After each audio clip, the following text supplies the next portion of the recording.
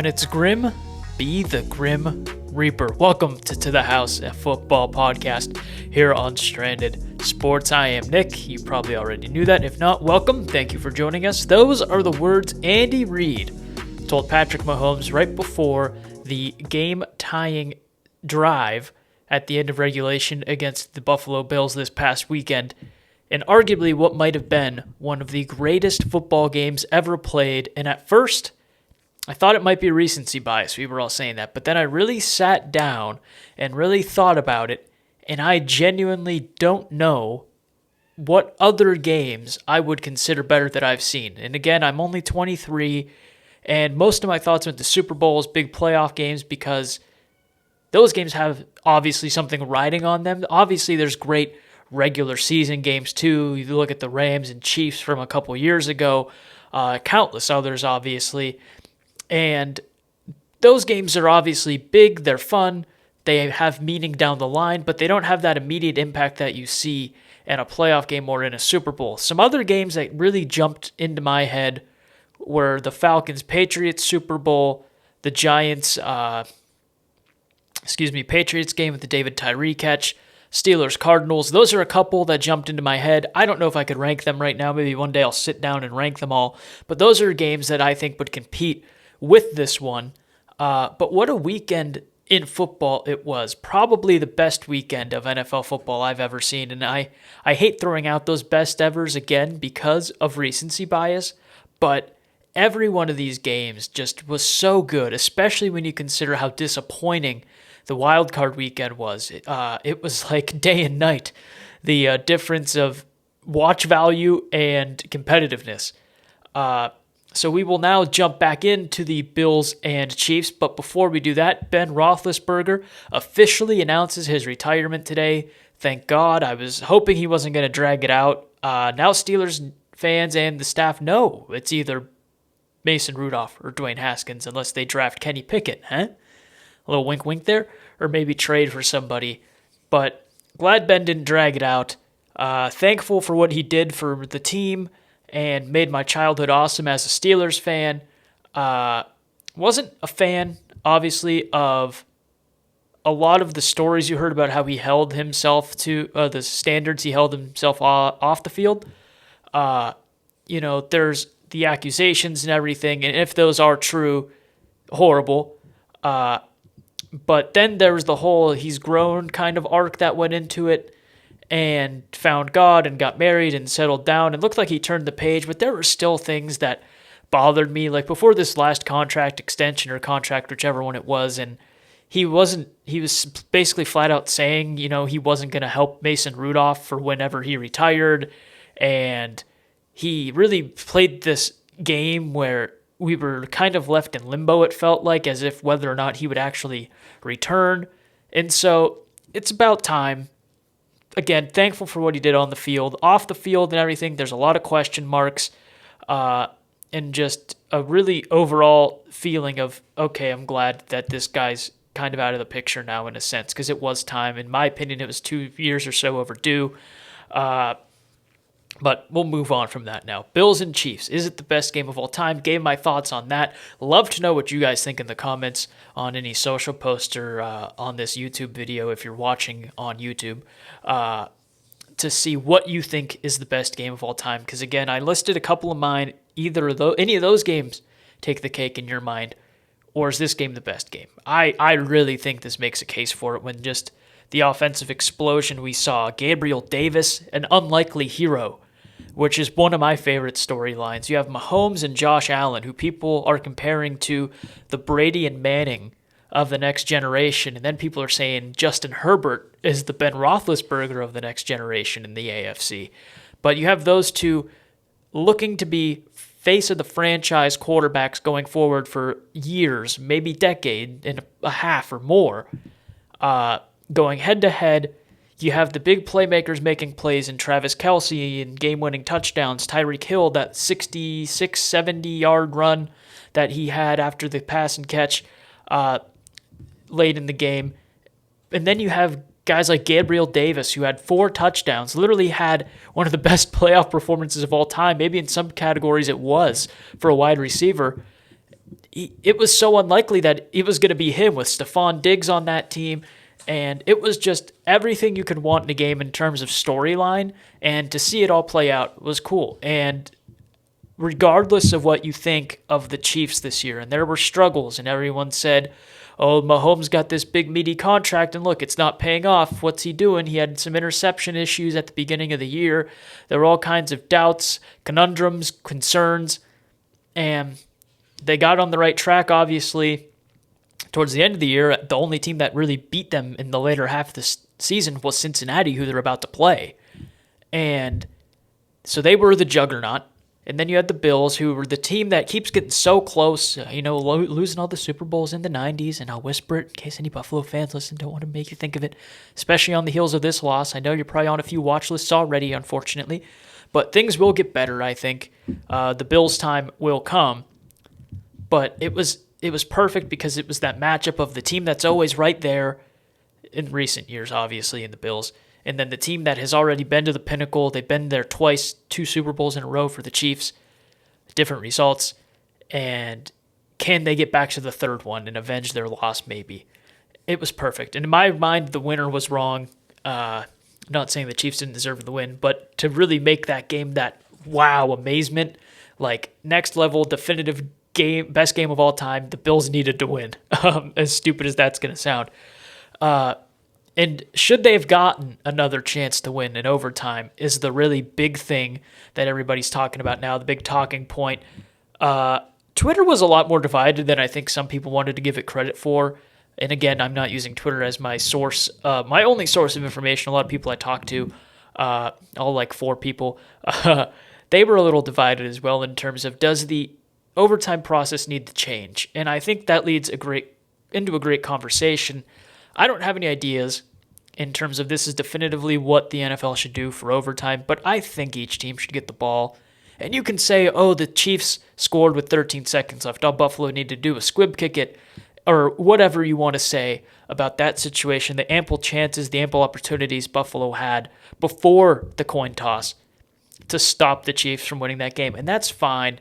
I understand that point of view, but a lot of games don't end up to overtime with the team completely botching like that, Overtime rules should not be made because of how you get to overtime, right? That shouldn't be a factor. When you get to overtime, the overtime rules should, be the overtime rules, and you're probably saying no crap right now. And yeah, but I don't think the circumstances of how overtime started should be reflected in overtime, I guess is what I'm trying to get at. I don't know how to make it clear. It looks clear in my head, but I hope it came out somewhat coherently. I think don't make it a mini game where the teams get the ball at the 25-yard line and they get 4 downs, like something like college where you just basically get into a shootout that can end in the 70s or so. Again, I don't know how to make it right, but the fact that both teams don't get a guaranteed possession is asinine to me, and I think it absolutely needs to be worked on. And I think going forward, that's definitely a conversation they need to have. But it's in the past now, unfortunately, for the Bills. And as much as confident as I am that they will get back there, there is no guarantee they get back there. So if for some reason the Bills really drop off, that one's going to hurt even more, especially considering, again, the overtime rules. But alas, let's think in our minds, Buffalo was the team I was pulling for once the Steelers were out. Let's think for a little bit here. Buffalo will be back, and this will all be a faded memory in the not-too-distant future. Someone with a lot of good memories is Tom Brady. Recent memories, his Buccaneer teammates as well with their Super Bowl win last year. But that will not be a repeat this year. No repeat opportunity for the Bucs. It got close. We thought that Brady magic was going to strike once again, but unfortunately, the Rams' choking powers did not result in a complete collapse, just a near collapse here.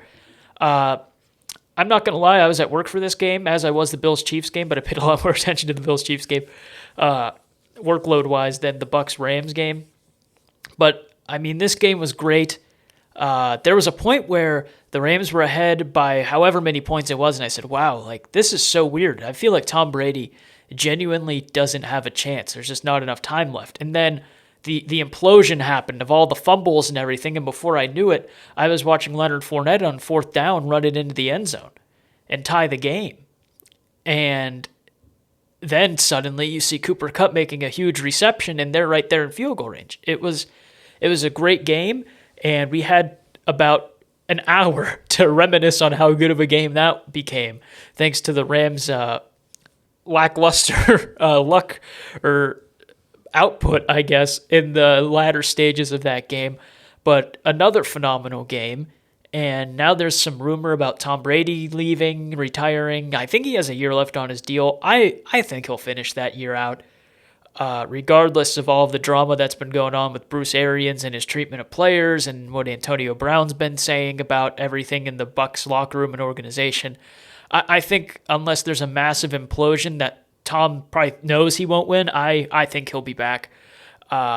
I don't see him not honoring that last year of his contract. As long as he feels good, I think he'll be back, and I have no reason to believe he doesn't. Not like I talk to Tom Brady's trainers and doctors on a frequent basis, but I like to think he'll be back.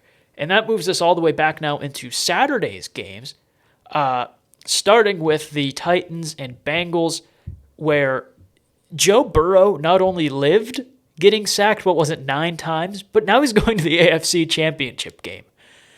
Which is absolutely incredible. I mean, when you look at the Bengals last year, and they looked like a team that, add a few pieces this year, they'll be competitive, finish around 500 or whatever maybe.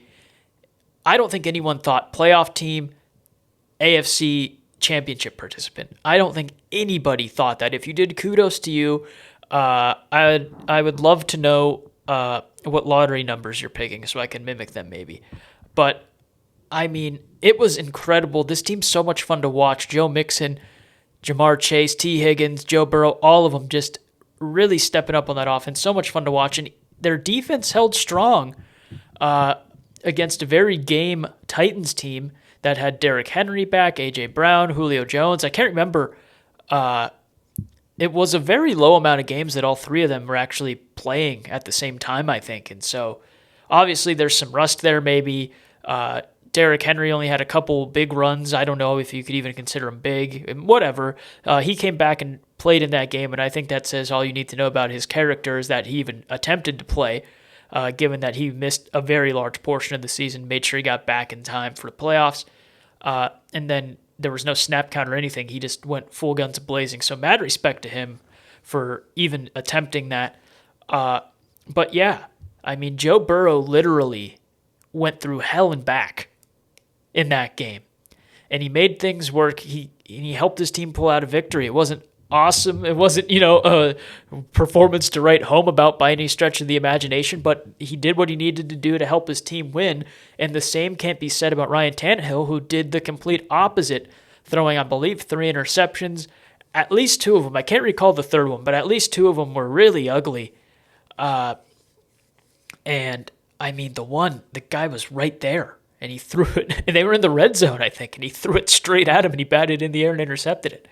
It was ugly. And the one to start the game, that's when you're at home and the crowd was hyped up because Derrick Henry's back. You can't throw an interception on the first play of the game. Not saying I wouldn't, because look at me, I'm 5'9" and weigh $155, and I'm nowhere near having the intangibles of being an NFL quarterback.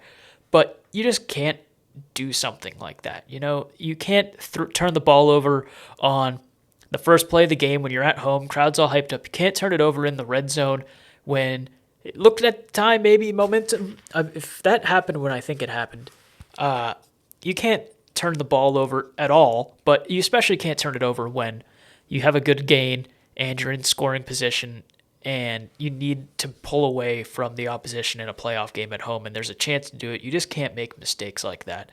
And now I think Ryan Tannehill probably solidified that he's not a Super Bowl caliber quarterback. Aaron Rodgers, last game as a Packer, ? This past weekend. Jimmy Garoppolo, riding the defense's help, is getting to an AFC Championship game, which he can thank Dak Prescott sliding for and his defense. It's crazy to me that Jimmy Garoppolo is going to be playing in this AFC Championship game, and Tom Brady and Aaron Rodgers won't be. But alas, I suppose. that game was a lot different because at the time, a lot of the games weren't close. Bengals Titans was an anomaly at that point for these playoffs, and this game was very defensive, very hard hitting, and I think Rodgers will have nightmares about Bosa going forward, but that's for another day. It was a fun game to watch, though. The elements obviously always a factor at Lambeau this time of year. Watching the Niners defense kind of keep Green Bay at bay. And I still don't know what happened at the end of the first half when they made Rodgers threw that bomb to, I believe, Aaron Jones, and they didn't end up getting any friggin' points, I'm pretty sure, that drive. What a disaster for Green Bay, man. All of the drama, and they don't even get to say at least we're winning on the field anymore. It's just, oh, man, I almost feel bad for Aaron Rodgers, who is now going and saying people want me to lose because of my vaccination status, which I don't like to think that's true, but I won't get into that. But boy, he didn't make it. He didn't make it hard to root for him, or he made it hard to root for him, I should say, with a lot of his comments recently, which I don't know if I want to say tone deaf, but it was just been kind of this woe is me bull crap, and I'm like, buddy, you're one of the most exciting quarterbacks to watch in the league. Go out there and play.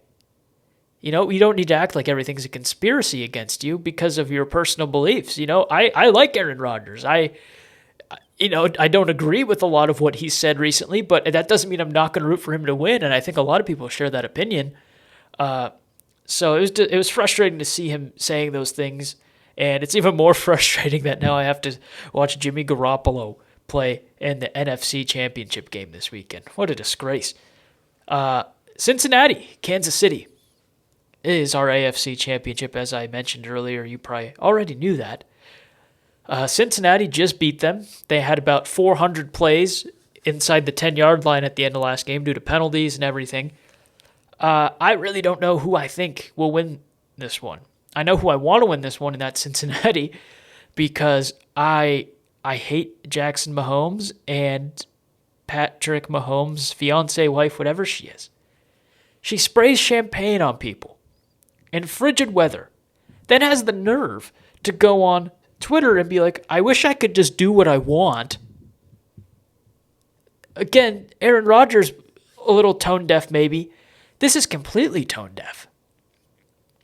Completely tone deaf.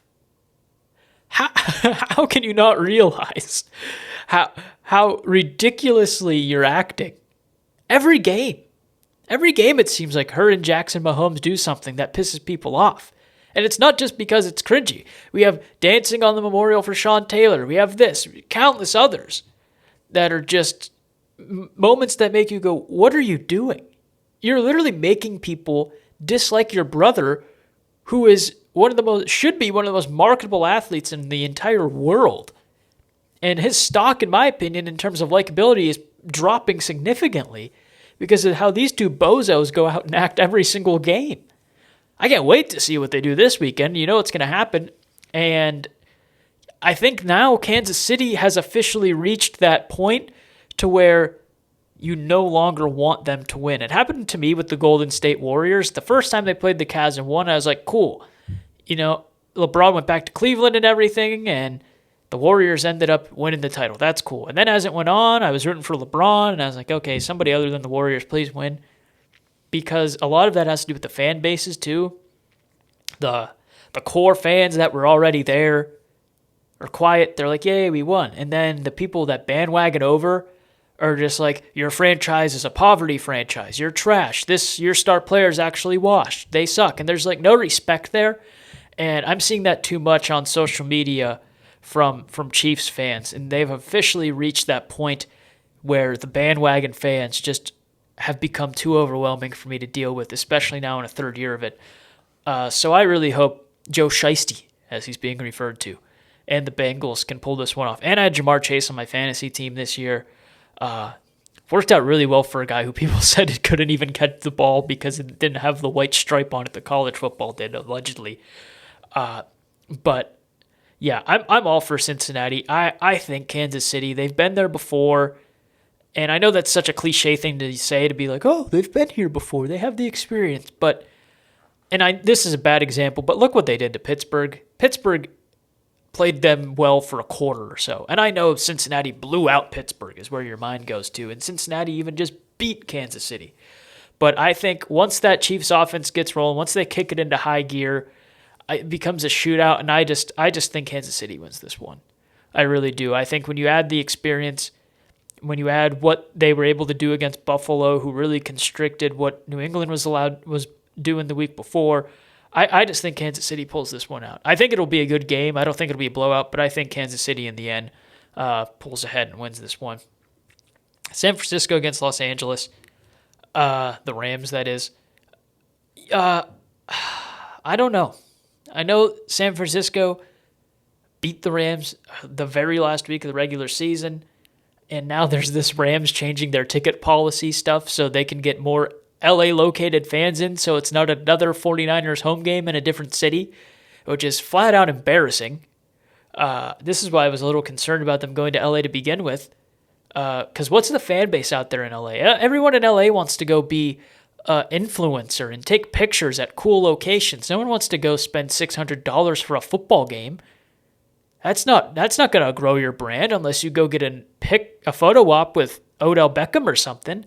None of those influencers want to go do that crap. Same issue with attendance for certain teams in Florida that aren't top of the mill. Like the Miami Marlins or whatever. But again, Rams are doing well. I'm sure they have some fans somewhere. Maybe they're not all in LA, but I think it's hysterical. Didn't the Tampa Bay Lightning do something like that not too long ago, selling tickets? I want to say right before COVID they did something in a playoff game where they tried to restrict visiting fans, but I could be wrong in my recollection of that. All this one's going to come down to is, can the Rams play a complete game and is Deebo Samuel completely healthy, not too banged up? I think that's all this comes down to again, and I really like to think the Rams can finally get there. Matt Stafford can finally get to a Super Bowl. I'd love a Rams-Chiefs Super Bowl, kind of a very delayed rematch to their shootout a couple years ago that I mentioned earlier when talking about my favorite games. I'd love to see that Super Bowl. I think the Rams get it done. I think you've had that close call. You've blown a game to San Francisco already. I think in this one they leave no doubt. I think they go in, get their heads on straight, wreak havoc for Jimmy Garoppolo, and I think they win. All I got to say on that one. That's all I have to say for the whole show, as a matter of fact. A little quick one, some quick thoughts on the current state of the NFL. Sean Payton is leaving, but not retiring. I don't know. It's whatever for Sean Payton for me ever since the Bounty Gate thing. Obviously successful with Drew Brees, had a lot of opportunities, only got that one Super Bowl, but whatever. I keep saying whatever, but that's my thoughts on Sean Payton leaving. Whatever. It doesn't really impact me. Saints are, I think, way over the cap, need to do some retooling, banged up. So he's leaving. And I think they're going to fall out of the conversation for a little bit maybe. But that's just my opinion. Thanks for joining us. We'll see you next time.